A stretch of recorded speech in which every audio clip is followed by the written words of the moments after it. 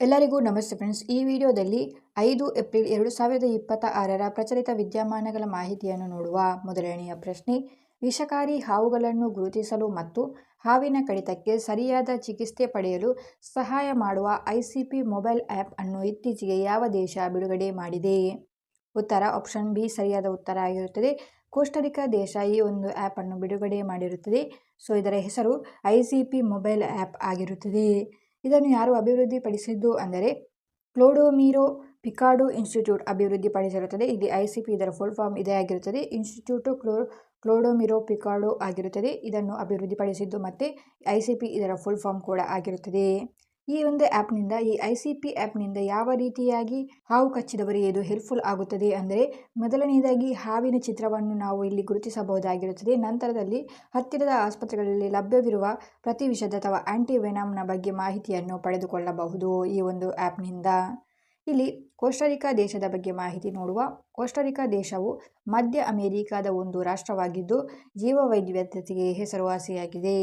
ಈ ಮಾಹಿತಿ ನೆನಪಿಟ್ಟುಕೊಳ್ಳಿ. Next question ಅನ್ನು ನೋಡುವ. ನಿಯಂತ್ರಕ ಸಂಸ್ಥೆಯಾದ DCGI ಇತ್ತೀಚೆಗೆ ಭಾರತದಲ್ಲಿ ಬಳಕೆಗೆ ಅನುಮೋದನೆ ನೀಡಿದ ದೇಶದ ಮೊದಲ ಡೆಂಗ್ಯೂ ಲಸಿಕೆಯ ಹೆಸರೇನು? ಉತ್ತರವು ಆಪ್ಷನ್ ಬಿ ಆಗಿರುತ್ತದೆ. ಕ್ಯೂಡೆಂಗಾ ಲಸಿಕೆಯನ್ನು ಭಾರತದ DCGI ಸಂಸ್ಥೆಯು ಬಳಕೆಗೆ ಅನುಮೋದನೆಯನ್ನು ನೀಡಿರುತ್ತದೆ. ಇಲ್ಲಿ DCGI ಇದರ ಫುಲ್ ಫಾರ್ಮ್ ಅನ್ನು ನೋಡುವ. Drugs controller general of India ಆಗಿರುತ್ತದೆ. ಈ ಲಸಿಕೆಯನ್ನು ತುರ್ತು ಬಳಕೆಗೆ ಅನುಮೋದನೆ ನೀಡಿದ್ದು ಲಸಿಕೆಯ ಹೆಸರು ಕ್ಯೂಡೆಂಗಾ ಆಗಿರುತ್ತದೆ. ಈ ಕ್ಯೂಡೆಂಗಾ ಲಸಿಕೆಯನ್ನು ಜಪಾನ್ ಮೂಲದ ಪ್ರಸಿದ್ಧ ಔಷಧ ಕಂಪನಿಯಾದ ಟಕೆಡಾ ಅಭಿವೃದ್ಧಿಪಡಿಸಿರುತ್ತದೆ. ಈ ಕ್ಯೂಡೆಂಗಾ ಲಸಿಕೆಯನ್ನು 4 ರಿಂದ 60 ವರ್ಷದವರೆಗಿನ ವ್ಯಕ್ತಿಗಳಿಗೆ ನೀಡಬಹುದಾಗಿರುತ್ತದೆ. ಇಲ್ಲಿ ಮೇನ್ ಒಂದು ವಿಶೇಷತೆ ಏನೆಂದರೆ, ಈ ಹಿಂದೆ ಡೆಂಗ್ಯೂ ಬಂದಿರಲಿ ಅಥವಾ ಇಲ್ಲದಿರಲಿ ಯಾರು ಬೇಕಾದರೂ ಈ ಲಸಿಕೆಯನ್ನು ತೆಗೆದುಕೊಳ್ಳಬಹುದಾಗಿರುತ್ತದೆ. ಈ ಒಂದು ಮಾಹಿತಿ ಇಂಪಾರ್ಟೆಂಟ್ ಆಗಿರುತ್ತದೆ ಎಕ್ಸಾಮ್ ದೃಷ್ಟಿಯಿಂದ. ಡೆಂಗ್ಯೂ ಲಸಿಕೆಯನ್ನು ಭಾರತದ DCGI ಇತ್ತೀಚೆಗೆ ಅನುಮೋದನೆ ನೀಡಿದೆ. ಅದರ ಹೆಸರು ಏನು ಎಂದರೆ ಕ್ಯೂಡೆಂಗಾ ಆಗಿರುತ್ತದೆ. ಇದು ಯಾವ ದೇಶದ ಲಸಿಕೆ? ಜಪಾನ್ ದೇಶದ ಲಸಿಕೆ ಆಗಿರುತ್ತದೆ. ಇಲ್ಲಿ ನೆಕ್ಸ್ಟ್ ಕ್ವಶನ್ ಅನ್ನು ನೋಡುವ. ಇತ್ತೀಚಿನ S&P global corporate sustainability assessment ಶ್ರೇಯಾಂಕದಲ್ಲಿ ಪರಿಸರ, ಸಾಮಾಜಿಕ ಮತ್ತು ಆಡಳಿತ ESG ವಿಭಾಗದಲ್ಲಿ ಭಾರತದ ಯಾವ ಬ್ಯಾಂಕ್ ಅಗ್ರಸ್ಥಾನವನ್ನು ಪಡೆದಿದೆ? ಉತ್ತರ ಆಪ್ಷನ್ ಬಿ ಸರಿಯಾದ ಉತ್ತರ ಆಗಿರುತ್ತದೆ. ಯೆಸ್ ಬ್ಯಾಂಕ್ ESG ವಿಭಾಗದಲ್ಲಿ ಅಗ್ರಸ್ಥಾನವನ್ನು ಪಡೆದುಕೊಂಡಿರುತ್ತದೆ. ಇದು ಸತತ 4ನೇ ಬಾರಿಗೆ ಯೆಸ್ ಬ್ಯಾಂಕ್ ಈ ಒಂದು ವಿಭಾಗದಲ್ಲಿ ESG ವಿಭಾಗದಲ್ಲಿ ಮೊದಲನೇ ಸ್ಥಾನವನ್ನು ಪಡೆದುಕೊಂಡಿರುವುದಾಗಿರುತ್ತದೆ ಭಾರತದ ಬ್ಯಾಂಕ್ನಲ್ಲಿ. ಇದರ ಬಗ್ಗೆ ಮಾಹಿತಿ ನೆನಪಿಟ್ಟುಕೊಳ್ಳಿ. ಇಲ್ಲಿ ESG ಎಂದರೆ ಪರಿಸರ ಅಥವಾ ಎನ್ವೈರನ್ಮೆಂಟಲ್, ಸೋಷಲ್ ಆ್ಯಂಡ್ ಗವರ್ನೆನ್ಸ್ ಎಂಬ 3 ಪ್ರಮುಖ ಅಂಶಗಳನ್ನು ಆಧರಿಸಿ ಕಂಪನಿಗಳ ಸುಸ್ಥಿರತೆಯನ್ನು ಅಳೆಯುವ ಮಾಪಕವಾಗಿರುತ್ತದೆ.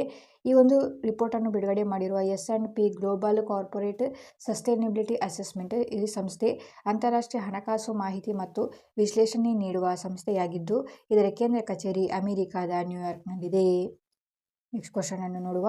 ರೈತರಿಗೆ ತಂತ್ರಜ್ಞಾನ ಆಧಾರಿತ ಸೇವೆಗಳನ್ನು ನೀಡಲು ಮತ್ತು ಕೃಷಿ ದತ್ತಾಂಶವನ್ನು ಸುಲಭವಾಗಿ ಲಭ್ಯವಾಗಿಸಲು ಕೇಂದ್ರ ಸರ್ಕಾರವು ಇತ್ತೀಚೆಗೆ ಜಾರಿಗೆ ತಂದಿರುವ ಬೃಹತ್ ಯೋಜನೆಯ ಹೆಸರೇನು? ಉತ್ತರ ಆಪ್ಷನ್ ಬಿ ಸರಿಯಾದ ಉತ್ತರ ಆಗಿರುತ್ತದೆ. ಡಿಜಿಟಲ್ ಅಗ್ರಿಕಲ್ಚರ್ ಮಿಷನ್ ಆಗಿರುತ್ತದೆ.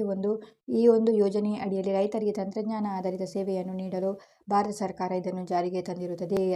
ಇಲ್ಲಿ ರೈತರಿಗೆ ಸರಿಯಾದ ಸಮಯದಲ್ಲಿ ಹವಾಮಾನ ಮಾಹಿತಿ, ಮಾರುಕಟ್ಟೆ ದರಗಳು ಮತ್ತು ಬೆಲೆ ಸಲಹೆಗಳನ್ನು ಡಿಜಿಟಲ್ ರೂಪದಲ್ಲಿ ನೀಡುವುದು ಈ ಯೋಜನೆಯ ಗುರಿಯಾಗಿರುತ್ತದೆ. ಯೋಜನೆಯ ಹೆಸರು ನೆನಪಿಟ್ಟುಕೊಳ್ಳಿ, ಡಿಜಿಟಲ್ ಅಗ್ರಿಕಲ್ಚರ್ ಮಿಷನ್ ಆಗಿರುತ್ತದೆ. ಈ ಒಂದು ಮಿಷನ್ನ ಅಡಿಯಲ್ಲಿ ಅಥವಾ ಈ ಒಂದು ಯೋಜನೆಯ ಅಡಿಯಲ್ಲಿ ಪ್ರತಿಯೊಬ್ಬ ರೈತನಿಂದ ಯುನೀಕ್ ಫಾರ್ಮರ್ ID ನೀಡುವ ಮೂಲಕ ಅವರ ಬೆಳೆ ಸಾಲ, ವಿಮೆ ಮತ್ತು ಸಬ್ಸಿಡಿಗಳನ್ನು ನೇರವಾಗಿ ತಲುಪಿಸುವ ವ್ಯವಸ್ಥೆಯನ್ನು ಇದರಲ್ಲಿ ಮಾಡಲಾಗುತ್ತದೆ. ನೆಕ್ಸ್ಟ್ ಕ್ವಶನ್ ಅನ್ನು ನೋಡುವ.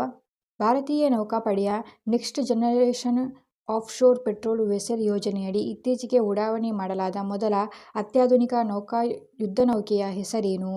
ಉತ್ತರ ಆಪ್ಷನ್ ಬಿ ಸರಿಯಾದ ಉತ್ತರ ಆಗಿರುತ್ತದೆ. INS ಸಚಿ ಯುದ್ಧನೌಕೆಯಾಗಿರುತ್ತದೆ. ಇದನ್ನು next generation offshore petrol vessel ಯೋಜನೆಯ ಅಡಿಯಲ್ಲಿ ಬಿಡುಗಡೆ ಮಾಡಲಾಗಿರುತ್ತದೆ. ಇದು ಇದರ ಮೊದಲ ಅತ್ಯಾಧುನಿಕ ಯುದ್ಧ ನೌಕೆ ಆಗಿರುತ್ತದೆ. ಇಲ್ಲಿ ಈ ಒಂದು next generation offshore petrol vessel ಯೋಜನೆ ಅಡಿಯಲ್ಲಿ ಒಟ್ಟಾಗಿ 11 ಯುದ್ಧ ನೌಕೆಯನ್ನು ಬಿಡುಗಡೆ ಮಾಡಲಾಗುತ್ತದೆ. ಇದರಲ್ಲಿ ಮೊದಲ ಬಿಡುಗಡೆ ಮಾಡಿದ ಯುದ್ಧ ನೌಕೆ ಯಾವುದು ಎಂದರೆ INS ಸಚಿ ಆಗಿರುತ್ತದೆ. ಇಲ್ಲಿ INS ಸಚಿ ಯುದ್ಧ ನೌಕೆಯನ್ನು ಯಾರು ನಿರ್ಮಿಸಿದ್ದಾರೆ ಅಂದರೆ, ಈ ಯುದ್ಧ ನೌಕೆಯನ್ನು ಗುಜರಾತ್ನ ಪೋರಬಂದರ್ನಲ್ಲಿರುವ L&T ಲಾರ್ಸೆನ್ ಆ್ಯಂಡ್ ಟೊರ್ಬೊ ಶಿಪ್ಯಾರ್ಡ್ನಲ್ಲಿ ಸಂಪೂರ್ಣವಾಗಿ ಸ್ವದೇಶಿ ತಂತ್ರಜ್ಞಾನವನ್ನು ಬಳಸಿ ನಿರ್ಮಿಸಲಾಗಿರುತ್ತದೆ. ಇಲ್ಲಿ INS ಸಚಿನ್ ನೌಕೆಯ ಕಾರ್ಯವೈಖರಿ ಏನಾಗಿರುತ್ತದೆ ಅಂದರೆ ಇದು ಸಮುದ್ರದ ಕಣ್ಗಾವಲು, ಕಡಲ್ಗಳ್ಳರ ವಿರುದ್ಧ ಹೋರಾಟ ಮತ್ತು ಕರಾವಳಿ ಭದ್ರತೆಯನ್ನು ಬಲಪಡಿಸಲು ಬಳಕೆ ಮಾಡಲಾಗುತ್ತದೆ ಈ ಒಂದು INS ಸಚಿ ಯುದ್ಧ ನೌಕೆಯನ್ನು. ಸೊ ಈ ಮಾಹಿತಿ ನೆನಪಿಟ್ಟುಕೊಳ್ಳಿ. ನೆಕ್ಸ್ಟ್ ಕ್ವಶನ್ ನೋಡುವ. ಗಗನಯಾತ್ರಿಗಳು ಬಾಹ್ಯಾಕಾಶದ ಕಠಿಣ ಪರಿಸ್ಥಿತಿಯಲ್ಲಿ ಹೇಗೆ ಬದುಕುತ್ತಾರೆ ಎಂಬುದನ್ನು ಅಧ್ಯಯನ ಮಾಡಲು ಇಸ್ರೋ ಇತ್ತೀಚೆಗೆ ಲಡಾಖ್ನಲ್ಲಿ ನಡೆಸಿದ ವಿಶೇಷ ಕಾರ್ಯಾಚರಣೆಯ ಹೆಸರೇನು? ಉತ್ತರ ಆಪ್ಷನ್ ಬಿ ಆಗಿರುತ್ತದೆ. ಮಿಷನ್ ಮಿತ್ರ ಕಾರ್ಯಾಚರಣೆಯನ್ನು ನಡೆಸಲಾಯಿತು ಲಡಾಖ್ನಲ್ಲಿ. ಸೊ ಇಲ್ಲಿ ಮಿತ್ರ ಎಂದರೆ ಇದರ full form multi disciplinary intervention for training resilience astronaut ಎಂದಾಗಿರುತ್ತದೆ. ಇಲ್ಲಿ ಈ ಒಂದು ಮಿಷನ್ನ ಅಡಿಯಲ್ಲಿ, ಮಿಷನ್ ಮಿತ್ರದ ಅಡಿಯಲ್ಲಿ ಗಗನಯಾತ್ರಿಗಳು ಏಕಾಂತದಲ್ಲಿ ದೀರ್ಘಕಾಲ ಇರುವಾಗ ಅವರ ಮಾನಸಿಕ ಆರೋಗ್ಯ ಅಥವಾ ಮೆಂಟಲ್ ಹೆಲ್ತ್ ಮತ್ತು ದೈಹಿಕ ಸಾಮರ್ಥ್ಯದ ಮೇಲೆ ಉಂಟಾಗುವ ಪರಿಣಾಮಗಳನ್ನು ವಿಶ್ಲೇಷಿಸುವುದು ಇದರ ಮುಖ್ಯ ಉದ್ದೇಶ ಆಗಿತ್ತು. ಸೊ ಈ ಮಾಹಿತಿ ನೆನಪಿಟ್ಟುಕೊಳ್ಳಿ. ಇಲ್ಲಿ ಮಿತ್ರ ಯೋಜನೆಯಾಗಿರುತ್ತದೆ ಅಥವಾ ಮಿತ್ರ ಮಿಷನ್ ಆಗಿರುತ್ತದೆ. ಗಗನಯಾತ್ರಿಗಳು ಬಾಹ್ಯಾಕಾಶದ ಕಠಿಣ ಪರಿಸ್ಥಿತಿಯಲ್ಲಿ ಹೇಗೆ ಬದುಕುತ್ತಾರೆ ಎಂಬ ಅಧ್ಯಯನ ಮಾಡುವ ಒಂದು ಇಸ್ರೋದ ಕಾರ್ಯಾಚರಣೆ. ಇದನ್ನು ಎಲ್ಲಿ ನಡೆಸಲಾಯಿತು ಅಂದರೆ ಲಡಾಖ್ನಲ್ಲಿ. ನೆಕ್ಸ್ಟ್ ಕ್ವಶನ್ ಅನ್ನು ನೋಡುವ. 2026ರಲ್ಲಿ ನಡೆದ ಖೇಲೋ ಇಂಡಿಯಾ ಬುಡಕಟ್ಟು ಕ್ರೀಡಾಕೂಟದಲ್ಲಿ ಅತಿ ಹೆಚ್ಚು ಪದಕಗಳನ್ನು ಗೆಲ್ಲುವ ಮೂಲಕ ಪದಕ ಪಟ್ಟಿಯಲ್ಲಿ ಮೊದಲ ಸ್ಥಾನ ಪಡೆದ ರಾಜ್ಯ ಯಾವುದು? ಉತ್ತರ ಆಪ್ಷನ್ ಬಿ ಸರಿಯಾದ ಉತ್ತರ ಆಗಿರುತ್ತದೆ. ಒಡಿಶಾ ರಾಜ್ಯವು ಖೇಲೋ ಇಂಡಿಯಾ ಬುಡಕಟ್ಟು ಕ್ರೀಡಾಕೂಟದಲ್ಲಿ ಮೊದಲನೆಯ ಸ್ಥಾನವನ್ನು ಪಡೆದುಕೊಂಡಿರುತ್ತದೆ 2026ರಲ್ಲಿ. ಇಲ್ಲಿ ಎರಡನೆಯ ಸ್ಥಾನವನ್ನು ಜಾರ್ಖಂಡ್ ರಾಜ್ಯ ಪಡೆದುಕೊಂಡಿರುತ್ತದೆ ಮತ್ತು ಮೂರನೆಯ ಸ್ಥಾನವನ್ನು ಛತ್ತೀಸ್ಗಢ ರಾಜ್ಯ ಪಡೆದುಕೊಂಡಿರುತ್ತದೆ. ಇಲ್ಲಿ ಮೇಯ್ನಾಗಿ ಖೇಲೋ ಇಂಡಿಯಾ ಬುಡಕಟ್ಟು ಕ್ರೀಡಾಕೂಟವನ್ನು ಆಯೋಜಿಸಿರುವುದು ಬುಡಕಟ್ಟು ಜನಾಂಗದವರನ್ನು ಕೂಡ ಪ್ರೇರೇಪಿಸುವುದಕ್ಕಾಗಿ ಮತ್ತು ಅವರನ್ನು ಕೂಡ ರಾಷ್ಟ್ರಮಟ್ಟದಲ್ಲಿ ಪ್ರತಿನಿಧಿಸುವುದಕ್ಕಾಗಿ ಕ್ರೀಡಾಕೂಟಗಳಲ್ಲಿ. ಇಲ್ಲಿ 2026 ಸಾಲಿನ ಖೇಲೋ ಇಂಡಿಯಾ ಬುಡಕಟ್ಟು ಕ್ರೀಡಾಕೂಟವನ್ನು ಒಡಿಶಾದಲ್ಲಿ ಆಯೋಜಿಸಲಾಯಿತು. ಸೊ ಈ ಮಾಹಿತಿ ನೆನಪಿಟ್ಟುಕೊಳ್ಳಿ. ನೆಕ್ಸ್ಟ್ ಕ್ವಶನ್ ಅನ್ನು ನೋಡುವ. ವಾಯುಪಡೆಯ ಸುಖೋಯ್ 30 MKI ಯುದ್ಧ ವಿಮಾನಗಳ ಶ್ರೇಣಿಯನ್ನು ಆಧುನೀಕರಿಸಲು ಮತ್ತು ಅವುಗಳ ಸಾಮರ್ಥ್ಯ ಹೆಚ್ಚಿಸಲು ರಕ್ಷಣಾ ಸಚಿವಾಲಯವು ಇತ್ತೀಚೆಗೆ ಯಾವ ಸಂಸ್ಥೆಯೊಂದಿಗೆ ಒಪ್ಪಂದ ಮಾಡಿಕೊಂಡಿರುತ್ತದೆ?